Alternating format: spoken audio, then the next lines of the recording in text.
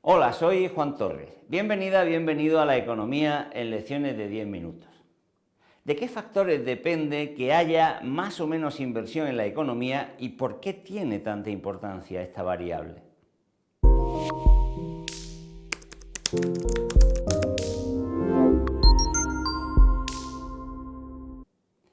Como sabemos, la inversión es la parte del gasto total que se destina a aumentar el capital existente en la economía. La importancia de la inversión como componente de la demanda agregada se explica por tres razones principales. En primer lugar, porque es la condición fundamental para que exista acumulación de capitales y crecimiento de la actividad económica. Si no se reponen la maquinaria, las instalaciones, los medios de transporte, los edificios, la producción de bienes y servicios iría languideciendo hasta frenarse totalmente en algún momento. En segundo lugar, porque es una variable mucho más inestable y volátil que las demás, y sus alteraciones afectan en mayor magnitud a la producción y a las rentas globales.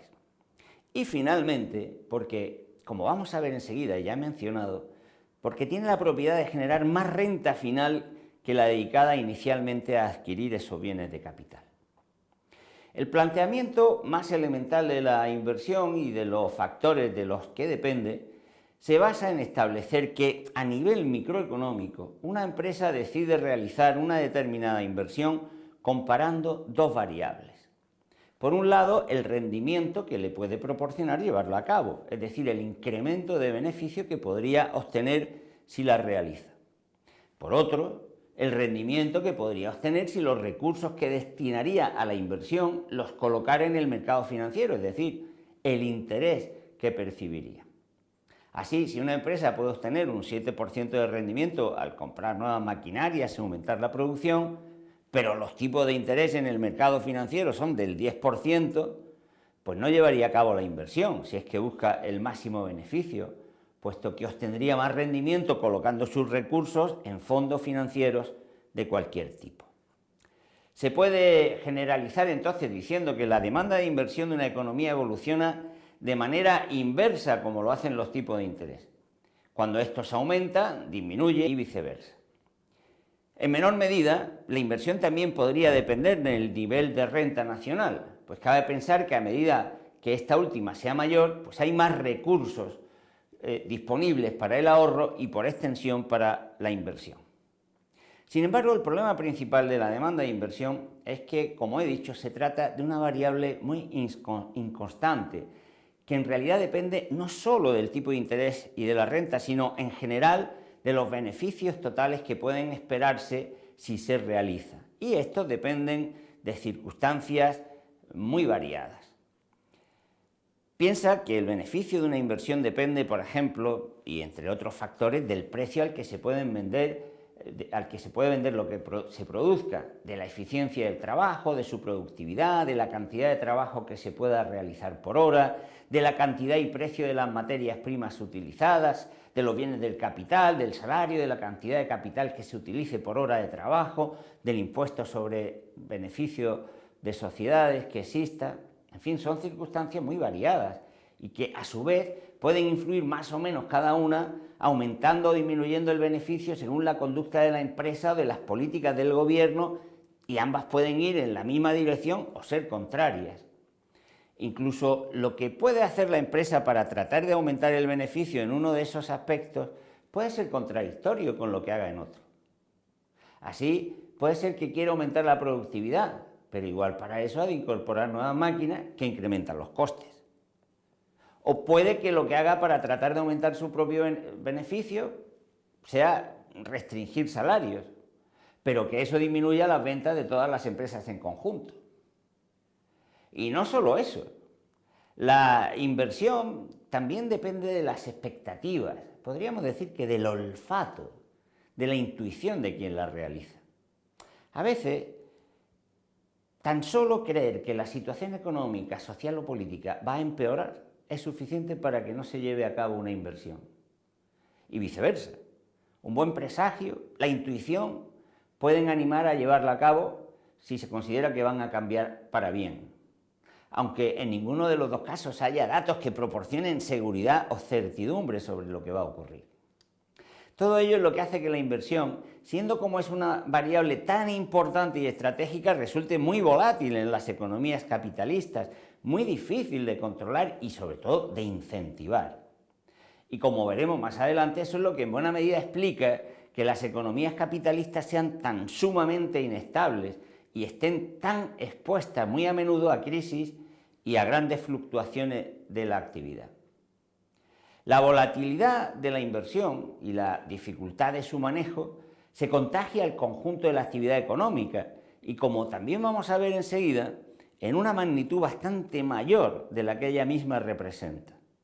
Como ya hemos anticipado, una característica singular de la demanda de inversión es que cuando se produce una determinada variación en el nivel de inversión, se provoca un efecto final mucho mayor sobre el nivel de renta. Analizaremos este fenómeno con un sencillo ejemplo. Supongamos que se produce un aumento en la demanda de inversión que realizan las empresas por valor de 100 euros. Como es evidente, como es obvio y lógico, esta nueva inversión realizada, por ejemplo, en la instalación de una nueva planta productiva, supone una inyección de gasto destinado a pagar salarios, alquileres, a los trabajadores o a los propietarios por valor de esos 100 euros. Pero esos 100 euros de ingresos de los propietarios, de los trabajadores, van dedicados en todo o en parte al consumo. Y el consumo significa ingresos para quienes venden esos bienes o servicios. Naturalmente, la proporción de ese ingreso que va destinado a nuevo consumo depende de la propensión marginal al consumo. Si suponemos que es de 0,8, pues resultará que la inversión inicial de 100 euros se convierte en una renta siguiente de 100 euros más los 80 que se han consumido y que son ingresos, renta, de quienes hayan vendido los bienes y servicios a los que habían percibido los ingresos de la inversión. Por lo tanto, pues ya habría una renta final de 180 euros. Pero es que esos 180 euros, en una parte, 0,8, se volverían a consumir. Por lo tanto, al final, la renta, como digo, se multiplica gracias a la inversión. Eso parece algo mágico, positivo, extraordinariamente bueno, pero ahora piensa en lo siguiente.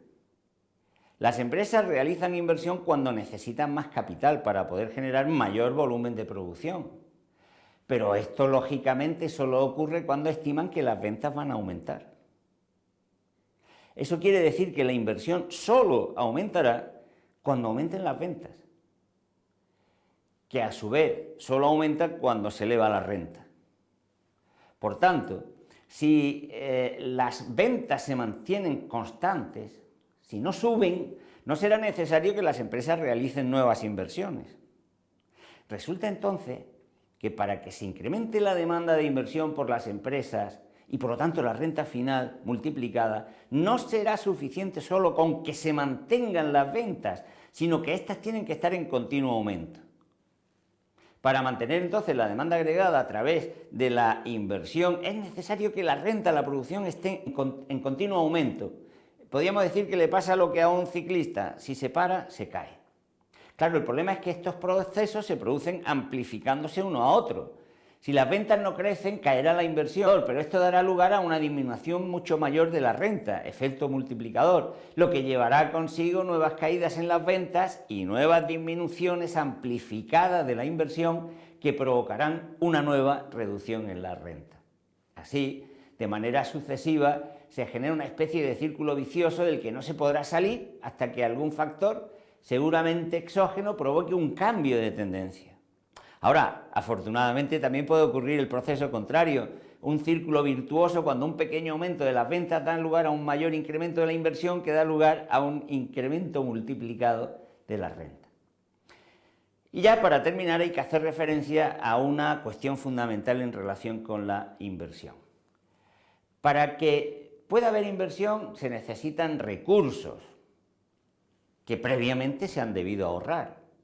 Por esa razón, la evolución del ahorro será un asunto central cuando se estudian las condiciones de la inversión, de la producción y del crecimiento económico. La ausencia de ahorro frenará la actividad futura de la economía, pero también es posible que se diera un nivel de ahorro que fuera excesivo y que implicara entonces una reducción indeseable en el consumo, de manera que las empresas se encontrasen con fuentes de financiación sobrantes y al mismo tiempo con niveles de ventas por debajo de la oferta que realizan en el mercado. Puedes, por tanto, comprobar la enorme dificultad que conlleva manejar la inversión, hacer que se genere en la cuantía necesaria, que se mantenga a lo largo del tiempo y que disponga de recursos suficientes para poder llevarse a cabo. Es uno de los grandes problemas de las economías modernas y va a volver a salir, sin lugar a dudas, en temas sucesivos.